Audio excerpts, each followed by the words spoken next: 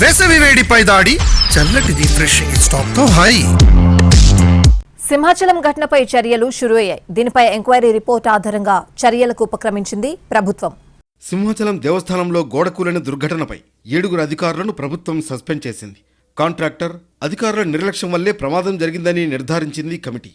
April 21న నిర్మించిన గోడకు weeping holes లేకపోవడం ప్రమాదానికి ప్రధాన కారణంగా పేర్కొంది కమిటీ. కనీసం పునాది లేకుండా, కాంక్రీట్ వేయకుండా గోడను నిర్మించినట్లు చెప్పింది. ఫ్లై యాష్ వినియోగించి 20 మీటర్ల గోడ నిర్మించారని వివరించింది. అలాగే గోడ నిర్మాణం తర్వాత సరిగా క్యూరింగ్ కూడా జరగలేదని విచారణలో వెల్లడైంది. అంతేకాకుండా గోడ కట్టాక టూరిజం కార్పొరేషన్ ఇంజనీర్లు సర్టిఫై చేయనట్లు తెలిపింది కమిటీ.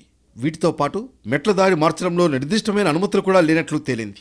భారీ వర్షం కారణంగా ఒక్కసారిగా నీరు బురద రావడం వల్ల గోడపై బరువు పడి గోడ కూలిపోయి 7 మింగేసింది.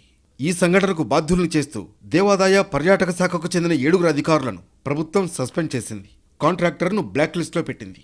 అలాగే కాంట్రాక్టర్ సహా 2 అధికారులపై క్రిమినల్ చర్యలు తీసుకుంటోంది. సస్పెండ్ అయిన వారిలో ఈవో కె సుబ్బారావు, ఈఈలు శ్రీనివాసరాజు, కె రమణ, డిప్యూటీ ఈఈలు మూర్తి, స్వామి, ఏఈ మదన్ మోహన్, జేఈ బాబ్జీ ఉన్నారు.